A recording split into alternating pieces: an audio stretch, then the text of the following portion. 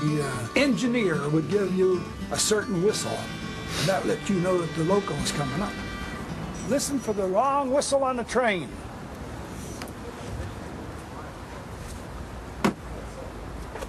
Boom! Take it off, throw it to the pouchman for distribution.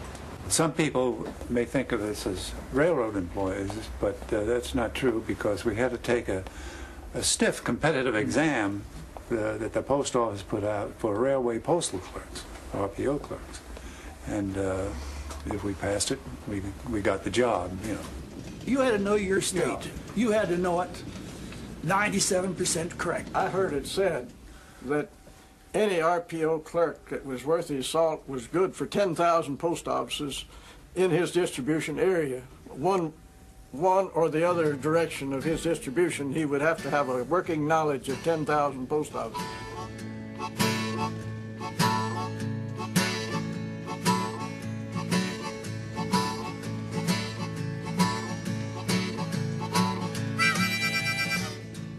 Well, the doorman had to call in at each pouch as they came in.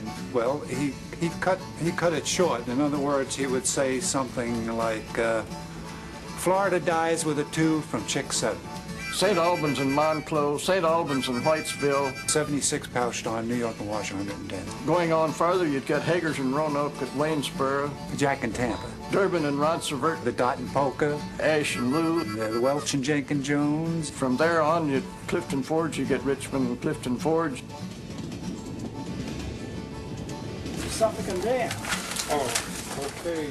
Used to be, didn't it? Nelson County's right over Charlottesville. You don't lose a whole lot of time. No. You just throw the name out or the address out, and everybody, as we're still working, somebody gonna try to figure it out. And so this was addressed to Mr. Hot Dog, Washington, D.C. And so we were all curious, where in the world is Mr. Hot Dog? Because we broke the mail down.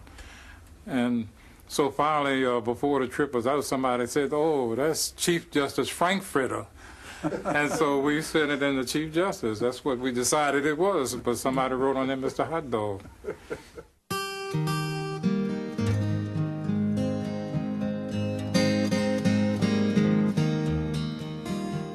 Most of the fellows, I'd say 99% of them, were all for one for all, because anybody that was stuck, if somebody else got up on his mail, he'd go and help the fellow that was stuck. Because nobody sat down and rested or laid to sleep or anything else unless everybody was up. Nobody stopped to eat until everybody could eat. And it was just that I help you and you help me until we're done. 1977, that was the last train that ever rode, the working mail train that ever rode the rails. It was a glorious affair, full of tears and all like that. But I think if the trains were running today, I would still be on there, and I'm sure some of the other people, because we were very, very dedicated. We loved that job. But that was the last run. And that's a sad story.